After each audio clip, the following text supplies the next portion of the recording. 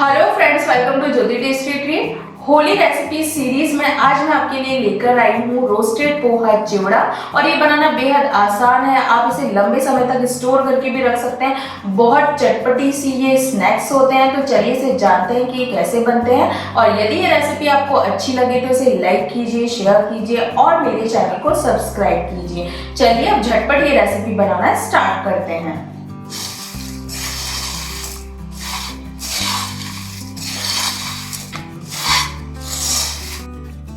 जैसा कि आपने देखा और सुना कि कितनी ज़्यादा कुरकुरी और टेस्टी है, जल्दी से तैयार हो जाती है। इसे हमने बिना तले ही बनाया है, बहुत कम तेल का यूज़ किया है और ये आसानी से बन जाती है, कम समय लगता है और आप इसे लंबे समय तक स्टोर करके रख भी सकते हैं। तो चलिए जानते हैं कि ये टेस्टी कुरकुरी चटपटी पोहा चिवड़ा नमकीन कैसे तैयार हुई।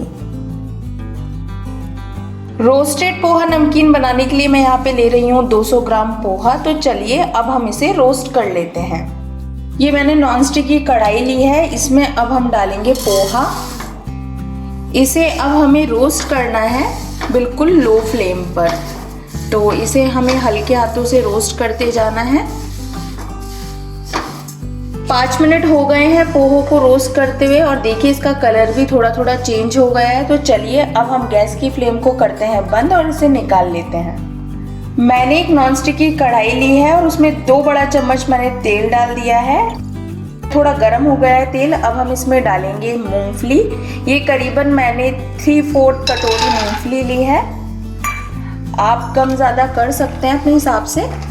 अब हम थोड़ा सा इसे रोस्ट करेंगे, बिल्कुल लो फ्लेम ही रखना है हमें।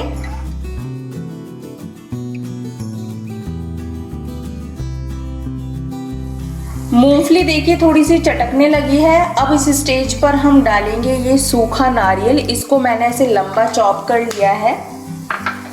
ये भी आप अपने अकॉर्डिंग डाल सकते हैं। मैंने ये 3/4 कटोरी ही डाला है।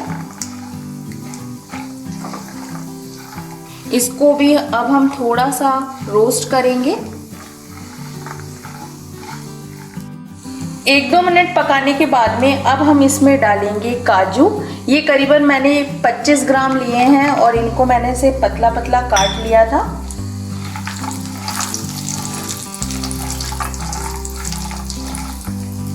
अब इसमें डालेंगे हम बादाम। ये भी मैंने 25 ग्राम ही लिए थे। अच्छे से सारे ड्राई फ्रूट्स को हम मिक्स करेंगे। चलाते जाना है और जो गैस की फ्लेम है उसको बिल्कुल लो रखना है हमें। बादाम और काजू को मैंने बीच से 2-2 पार्ट करके काटा था।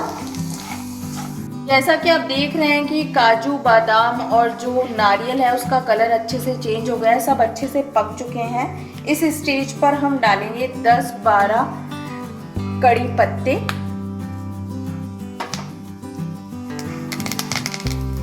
हल्का सा इन्हें चटकने देंगे।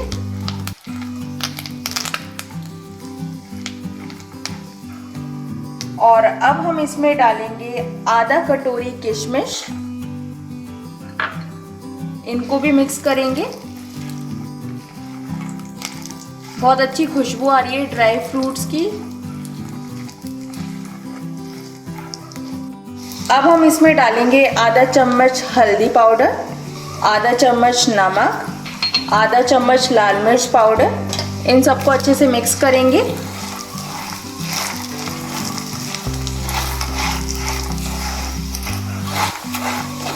और अब हम 1 सेकंड चलाने के बाद में रोस्टेड पोहा इसमें डाल देंगे और अच्छे से इसको सारे ड्राई फ्रूट्स और मसालों में मिक्स करेंगे। गैस की फ्लेम को आपको मीडियम ही रखना है।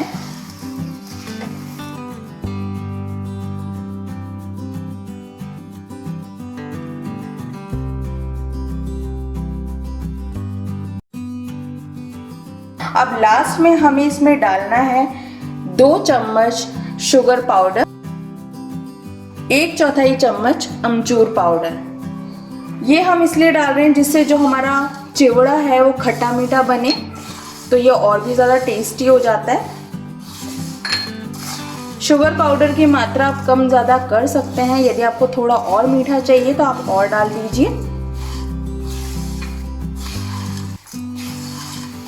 मिक्स करने के बाद में देखिए हमारा जो ये चिवड़ा है बिल्कुल तैयार हो गया है। तो गैस की फ्लेम को करते हैं बंद और इसे करते हैं हम सर्व। और देखिए फ्रेंड्स, हमारी पोहा नमकीन बनके बिल्कुल तैयार है। बहुत जल्दी बन जाती है, बहुत ज़्यादा टेस्टी होती है। आप इसे 15-20 दिन स्टोर करके भी रख सकते हैं एयर टाइट कंटेनर में।